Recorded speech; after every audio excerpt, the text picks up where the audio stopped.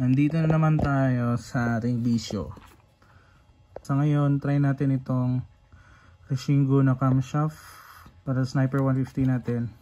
5.7mm 5.7 na cams from Reshingo. So last time ginamit natin ay ang UMA R1 na 5.8 yung left.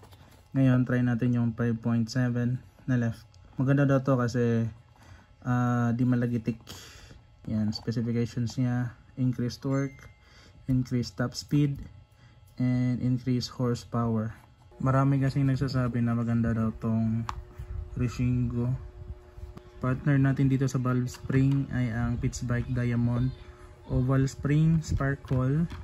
Yan, Sniper 150 version to na ang valve spring na ito. Ito yung meaning sa V2 oval valve spring. And size ng spring niya is 3.3 by 2.65 mm and 38.0 length. Hindi ako nagkakamali length to.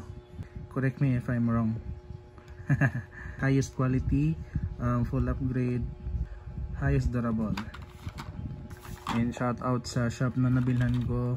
Sobrang bait ng sealer. Kasi isang chat lang reply agad. And yun, nag-order agad ako kasi syempre mura, diba? Mas maganda talaga mag-order sa Shopee kasi maraming free voucher. Gaya nito.